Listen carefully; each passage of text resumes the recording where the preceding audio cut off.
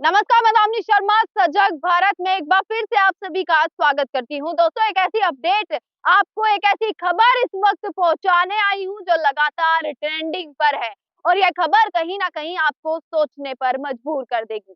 खबर है बीबीसी को लेकर कि बीबीसी पर अब इनकम टैक्स का छापा पड़ चुका है। आईटी की रेड जो है वो बीबीसी के दफ्तर जो मुंबई और दिल्ली में स्थित है वहां पर आईटी की रेड पड़ चुकी है। हालांकि आईटी की तरफ से कहा गया कि यह केवल एक सर्वे है जो अकाउंटिंग को लेकर किया जा रहा है, जो इंटरनेशनल टैक्सेस को लेकर एक सर्वे किया जा रहा है। और इसके बाद आपको बता दें, इस खबर के बाद लगातार जो है भूचाल सा आ गया है। खबर को जोड़ा जा रहा है बीबीसी की डॉक्यूमेंट्री से। पिछले कुछ दिनों से बीबीसी की डॉक्यूमेंट्री को लेकर भी एक बवाल मचा। बीबीसी की डॉक्यूमेंट्री जो नरेंद्र मोदी जी पर बनी थी, जिसमें 2002 के दंगे जो है गुजरात के, उनको प्रकाशित किया गया था और उस डॉक्यूमेंट्री को जिस प्रकार से डिलीट करवा दिया गया था, हर प्लेटफॉर्म से रिमूव करवा दिया गया था, उसके बाद बवाल शुरू हुआ कि आखिर उस डॉक्यूमेंट्री में ऐसा क्या था। क्या आखिर वह सच था जिसको डिलीट करवाया गया, या सच का खुलासा होने से डर रही थी सरकार। इसी को लेकर अब बीबीसी पर एकदम से रेड पड़ जाना, एकदम से इनकम टैक्स वाले वहां पर पहुंचते हैं, छापा मारते हैं, जो वहां के एम्प्लॉय हैं उनके फोन जो है वो जब्त कर लिए जाते हैं, जो अगली शिफ्ट के एम्प्लॉय हैं उनको मना कर दिया जाता है कि वह दफ्तर ना आए। एकदम से ऐसा क्यों? इतने लंबे समय से चलती आ रही है बीबीसी, जो इंटरनेशनल न्यूज सर्विस प्रोवाइडर है, जिसपे आज तक कभी कोई कोई केस नहीं हुआ, कभी कोई ऐसी खबर नहीं आई, कभी कोई घोटाले जैसी खबरें नहीं आई। एकदम से ऐसा क्या हुआ कि उस पर आईटी की रेड पड़ती है, और वो भी दिल्ली और मुंबई के दफ्तरों में। क्या है आखिरकार सच?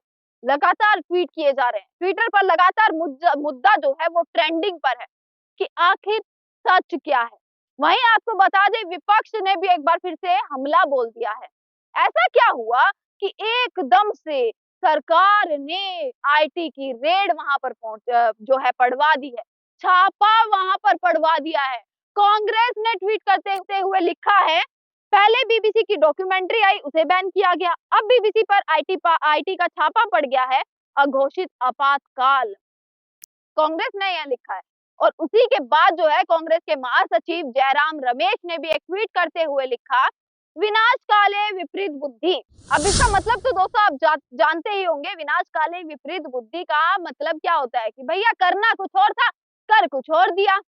यहाँ हम जेपीसी की मांग कर रहे हैं अडानी के मामले में, और वहां सरकार बीबीसी के पीछे पड़ी हुई है। विनाश काले विपरीत बुद्धि। दोस्तों आपको बता दें कि अडानी मामले को लेकर लगातार मांगे चल रही थी कि जेपीसी की मांग होनी चाहिए। संसद में लगातार बवाल मचा हुआ था, लगातार विरोध हो रहा था कि इसकी मांग होनी चाहिए कि आखिरकार शेयर मार्केट में गिरावट आई तो गिरावट आई कैसे। 15 दिन से ज्यादा हो चुके हैं, हिंडनबर्ग रिपोर्ट में लगातार खुलासे किए गए, सवाल किए गए, पर उन सवालों का कोई जवाब नहीं। संसद को लगातार स्थगित कर दिया गया, परंतु सवालों का कोई जवाब नहीं। विपक्ष से लेकर हर कोई विरोध कर रहा था। एक ऐसी कॉर्पोरेट कंपनी अडानी ग्रुप को लेकर एक ऐसा हमला बोला गया जो टॉप टू पर अडानी थे, वो टॉप 20 से भी बाहर हो गए। आखिरकार ऐसा क्या हुआ था? क्या ये जांच नहीं होनी चाहिए थी? क्या वो सच सामने नहीं आना चाहिए था? इसी को लेकर अब विपक्ष बोल रहा है कि करना क्या था और कर क्या दिया, जांच किसकी करानी थी, और आईटी की रेड किस पर डाल रहे हैं, आईटी का छापा किस पर पड़ रहा है। इसी को लेकर और तमाम ट्वीट जो है वो लगातार इस वक्त किए जा रहे हैं। एक ट्वीट आपको आम आदमी पार्टी जो विपक्ष में है उसने भी अब ट्वीट किया है, और उसने कहा है कि केंद्र सरकार डिक्टेटरशिप के संकेत दे रही है। केंद्र को आलोचना पसंद नहीं है, विपक्ष आलोचना करे तो रेड मार देते हैं। अब बीबीसी जैसी विश्व संस्था पर छापेमारी कर मोदी जी दुनिया में भारत की साख को नुकसान पहुंचा रहे हैं। तमाम ट्वीट से पूरा ट्विटर इस वक्त ट्रेंडिंग कर रहा है कि बीबीसी पर आईटी रेड पड़ गई, एक साथ आईटी रेड पड़ गई। ऐसा क्या हुआ? क्या सरकार डर गई? क्या सरकार चाहती नहीं थी कि जो जितना भी जो सच है उसका खुलासा हो? क्यों डॉक्यूमेंट्री को हटवाया गया, उस पर भी सवाल किए गए थे, पर कोई जवाब नहीं। क्यों डॉक्यूमेंट्री को देखने नहीं दिया गया? क्यों जेएनयू में बवाल मचा? क्यों जामिया में इसका विरोध हुआ? क्या था उस डॉक्यूमेंट्री में? और एकदम से जिस बीबीसी पर कभी आज तक कोई उंगली तक नहीं उठी, एकदम उस पर रेड पड़ जाती है, एकदम उस पर छापा पड़ जाता है। इसी के साथ और भी तमाम ट्वीट्स है। पवन खेड़ा, कांग्रेस के पवन खेड़ा हैं, वो लिखते हैं, बीबीसी डॉक्यूमेंट्री वायरल हुए कुछ दिन हो चुके थे। ना आईटी का छापा, ना ईडी की जांच, ना कोई अंतर्राष्ट्रीय साजिश वाली रिपोर्ट, ना टूल किट की चर्चा। एक बार को तो लगा कि देश में कहीं लोकतंत्र सांसें तो नहीं ले रहा। धन्यवाद साहब, आपने छापे पढ़वाकर विश्व भर में यह गलतफहमी दूर कर दी।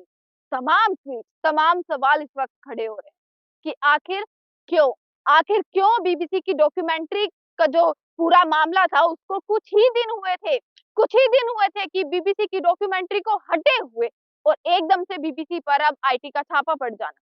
सवाल खड़े होते हैं कि क्या सरकार इस सच को छुपाना चाहती है? क्यों इस प्रकार की तमाम चीजें सामने आती हैं? क्यों जो है आजादी नहीं है लोकतंत्र के इस देश में? क्यों अब बोलने की भी आजादी नहीं रही है, सवाल करने की आजादी नहीं रही है? सरकार से सवाल करोगे, सरकार का विरोध करोगे तो आपको जेल में डाल दिया जाएगा, आप पर धाराएं लग जाएंगी। ये है आज का माहौल और इस माहौल में आप अभी का लाइव एग्जांपल देख पा रहे हैं। बीबीसी जैसी इतनी बड़ी संस्था जो अंतरराष्ट्रीय संस्था है उसको भी नहीं छोड़ा गया। उसके दफ्तरों पर भी जो मुंबई और दिल्ली के दफ्तर है वहां पर छापे पड़ रहे हैं। अभी भी खबर है कि अभी भी वहां पर जो पूरी तरीके से अभी भी देखी जांच हो रही है वहां पर। जिसकी जांच होनी चाहिए उसकी जांच नहीं होगी। जो इतना बड़ा घोटाला हुआ उसकी जांच नहीं होगी। सवाल करोगे तो जेल में डाल दिए जाओगे, सवाल करोगे तो आपका विरोध होगा, विरोध करोगे, कुछ भी पूछोगे तो आप गलत हो। सच का खुलासा होने से क्यों डर रही है सरकार? लगातार तमाम खबरें इस वक्त बीबीसी से जुड़ी हुई आ रही हैं, जो खबर मैं आप तक पहुंचा रही हूँ। इसी के साथ यही एक अपडेट थी जो आप तक पहुंचानी थी। इसके बाद क्या होता है, जांच में क्या आता है, किस प्रकार के नतीजे निकलते हैं, क्या अपडेट्स होंगी, वो आप तक मैं पहुंचाती रहूंगी। कमेंट सेक्शन में अपनी राय जरूर साथ के साथ बताते रहिएगा ताकि हम तक भी पहुंच सके कि आप आखिरकार क्या सोचते हैं, जनता इस मामले में क्या सोचती है। इसी के साथ देखते रहेगा सजग भारत। आपका बहुत बहुत शुक्रिया।